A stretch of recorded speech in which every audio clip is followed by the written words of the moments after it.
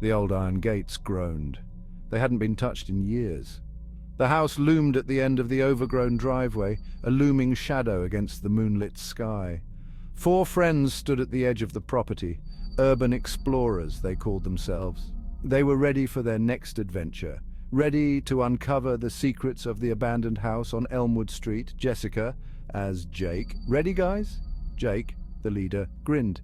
He held up his flashlight. His voice held a mix of excitement and nervousness. He always felt a thrill when exploring a new place, especially a place with a history like this one. Sarah, as Mia. Let's just be careful. This place gives me the creeps. Mia, the cautious one, shivered. She couldn't shake the feeling of being watched, as if unseen eyes followed their every move. Mike, as Ben, the techie of the group, adjusted his camera. He was eager to capture evidence of the paranormal. He believed this house held many secrets. He hoped tonight they might find some answers. Don't be such a scaredy cat, Mia. It's just an old house. Emily, the brave one, scoffed. She was determined to uncover the truth behind the local legends of the family that once lived within these decaying walls. Taking a deep breath, they stepped onto the overgrown lawn. The air grew heavy, filled with the scent of decay and the weight of unseen history. They walked towards the house, their footsteps echoing in the stillness of the night. Each step brought them closer to the darkness that awaited them within Elmwood's shadow. In 1957, Elmwood Street was the picture of suburban bliss. Rows of charming houses lined the street, each one meticulously maintained. The scent of freshly cut grass and blooming flowers filled the air. Children's laughter echoed from manicured lawns. It was a time of innocence, or so it seemed. The Harris family resided at number 13 Elmwood Street. From the outside, they were the epitome of the perfect family. Richard Harris, the father, was a successful businessman. He always wore a warm smile and exuded an air of quiet confidence. His wife, Eleanor, was the picture of grace and elegance. She dedicated her life to her family and her home. They had 2 beautiful children. Thomas, a bright and cheerful boy of 10, loved playing baseball and dreaming of adventures. Little Sophia, with her infectious laughter and sparkling blue eyes, was the apple of her father's eye. She loved nothing more than playing tea party with her dolls and her mother. The Harrises seemed to have it all. A beautiful home, a loving family, and a life filled with happiness. But behind the facade of perfection, a darkness lurked. A darkness that whispered in the shadows and reflected in the cold, unblinking gaze of an antique mirror. And Richard Harris had a particular fondness for antiques. He frequented dusty antique shops, searching for treasures to adorn their home. One afternoon, he stumbled upon a peculiar antique shop on the outskirts of town. It was tucked away on a forgotten side street, almost hidden from view. The shopkeeper, a wizened old man with eyes that seemed to hold ancient secrets, greeted him with a knowing smile. Richard browsed the shop, his fingers trailing over dusty furniture and forgotten trinkets. His gaze fell upon a magnificent mirror tucked away in a dark corner. Its ornate frame was crafted from dark wood, the surface etched with strange symbols. The mirror's surface was unusually clear, reflecting his image with unsettling precision. It was as if it were alive, watching him with a cold, calculating gaze. Now, Mr. Harris, this mirror is very old, very powerful. But Richard was captivated. He had never seen anything like it. He had to have it. Mr. Harris. How much? Richard asked, his voice barely a whisper. The shopkeeper named his price. It was a small fortune, but Richard didn't hesitate. He paid the man and arranged for the mirror to be delivered to Elmwood Street. He didn't know it then, but that mirror was more than just a beautiful antique. It was a doorway to something sinister, something ancient and hungry, and by bringing it into his home, Richard had invited that darkness into their lives. Back in the present, the group of friends cautiously explored the abandoned house. Cobwebs clung to every surface, thick layers of dust covered the furniture. The air was heavy with the scent of decay, and the silence was broken only by the creaking of the old house. It was as if the house itself was breathing, watching them as they explored its depths. They moved from room to room, their flashlights cutting through the darkness. Each room told a story of a life lived and then abruptly abandoned. A half-finished meal on the kitchen table, a child's toy lying forgotten on the floor, a family portrait hanging askew on the wall. Mike as Ben. "This is creepy," Ben whispered, his voice echoing in the silence. He shivered, feeling a chill run down his spine. He couldn't shake the feeling that they were being watched. Sarah, as Mia. No kidding. Mia agreed, her voice tight with fear. She stuck close to Jake, her hand gripping his arm tightly. She wanted to leave, but she knew she couldn't let her fear control her. Jessica, as Emily. This must have been some house in its day. Emily, however, was undeterred. She pushed open another door, revealing a dusty old library. Bookshelves lined the walls, filled with leather-bound volumes. A fireplace dominated one wall, its hearth cold and empty. Jake said, his voice full of awe. He ran his hand along a dusty bookshelf, his fingers tracing the titles of long-forgotten books. As they explored further, they stumbled upon a hidden door concealed behind a bookshelf. It was locked, but Jake managed to force it open. A musty smell wafted out from the darkness beyond, the smell of long-forgotten secrets. The friends exchanged nervous glances. What would they find in the darkness? The hidden door led to a narrow staircase that descended into darkness. The air grew colder as they descended, the musty smell intensifying. They reached the bottom of the stairs and found themselves in a large, dusty basement. The basement was dimly lit by a single, flickering light bulb. Cobwebs hung from the ceiling like macabre decorations. Dust-covered furniture was scattered around the room as if frozen in time, and in the center of the room, catching the dim light, stood a magnificent mirror. Jessica, as S1. It was the same mirror Richard Harris had brought home all those years ago. Its ornate frame seemed to pulse with a faint, eerie glow. The mirror's surface was as black as night, reflecting nothing back at them. It was as if it absorbed the light, drawing it into its depths. As they approached the mirror, a cold gust of wind swept through the basement. The temperature plummeted, sending shivers down their spines. The single light bulb flickered violently and died, plunging them into darkness. Sarah, as S3. What was that? Mike, as S2. I don't know, but I don't like it. Suddenly the darkness around them swirled and shifted. Images flickered before their eyes. They saw flashes of the Harris family, their faces contorted in fear.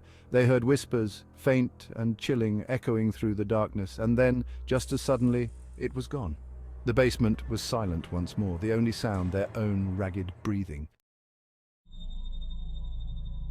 The friends huddled together, their fear palpable in the darkness. The silence in the basement was deafening, broken only by the sound of their own breathing and the pounding of their hearts.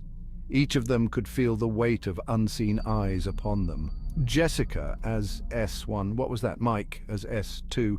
I don't know. Jake's hand instinctively reached for hers. He squeezed it reassuringly, though his own heart hammered against his ribs. Ben, ever the pragmatist, clicked on his flashlight. The beam cut through the darkness, illuminating the dusty basement. His gaze fell upon the mirror, its surface still eerily dark. Tom as S4. I think it has something to do with that mirror. They approached the mirror cautiously. As they got closer, they noticed that the surface was no longer completely black. It seemed to shimmer, as if something was moving beneath its surface. Sarah, as S3. Look! Within the mirror's depths, a face began to form. It was a woman's face, pale and gaunt, with eyes that burned with a cold, malevolent light. Her lips curled into a cruel smile, revealing teeth that were too sharp, too long. The friends gasped and stumbled backward, their blood turning to ice in their veins. The woman's image lingered for a moment longer, her eyes boring into their very souls before fading back into the mirror's depths. The feeling of unseen eyes intensifying. Fear hung heavy in the air, suffocating them. Silence descended upon the basement once more. The air crackled with tension. What was that? Mia whispered, her voice barely audible. But I think we need to get out of here. I don't know, Jake replied, his gaze fixed on the mirror. In its place was a smooth stone wall. They were trapped. When they could see again, they realized with growing horror that the basement door was gone. They cried out in pain and surprise, their vision momentarily gone. A blinding light erupted from its surface, throwing them back against the far wall. They turned to leave, but as they did, the mirror flashed. Where'd the door go? What's going on? Emily exclaimed, her voice laced with panic. It was as if it had never been there. He ran his hand over the smooth stone, but there was no trace of the door. I don't know, Jake said, his voice tight with fear. They were trapped in the basement with the mirror and whatever sinister force it held captive. Panic began to set in. They were trapped with no way out. The air grew thin, making it hard to breathe. The temperature dropped, sending chills down their spines. The mirror seemed to pulse with a life of its own, its presence filling the basement with a sense of dread. "We're trapped!" Mia cried, her voice echoing in the confined space. She pounded on the stone wall where the door had been, but it was no use. The wall remained solid. Jake tried to stay calm, to think rationally. He knew panicking wouldn't help them escape this nightmare. "We need to find another way out," he said, his voice strained. "There has to be another way out of here." Ben scanned the basement with his flashlight beam, his heart pounding against his ribs. "There's nothing here," he said, his voice shaking. "It's just us and that." He pointed the flashlight at the mirror. The surface swirled and churned, images flashing across its surface. He saw glimpses of the Harris family, their faces twisted in terror, their eyes wide with fear. He saw the woman again, her pale face contorted in a silent scream, her eyes burning with a cold, hungry light. The mirror vibrated, the images growing more and more disturbing. Ben felt a pull toward it, a magnetic force drawing him closer. He tried to resist, but it was no use. He took a step, then another, his feet moving independently of his will. Ben, no, Emily cried, reaching out to grab him. But it was too late. Ben stumbled forward, his hand reaching out to touch the mirror's surface. As Ben's fingers brushed against the cold glass of the mirror, a shock of energy surged through him. He cried out, the sound echoing eerily throughout the basement. The light from his flashlight flickered and died, plunging them into darkness once more. They lunged forward, reaching for their friend, but their hands met only empty air. Ben was gone. S2, Ben. "Where did he go?" she stammered, her voice trembling. "I don't know," Jake said, his voice strained. He felt a cold dread creep into his heart. He had seen the look in Ben's eyes, the terror, and the strange allure as he was pulled toward the mirror. He knew with a sinking feeling that their friend was gone, swallowed whole by the mirror's dark magic.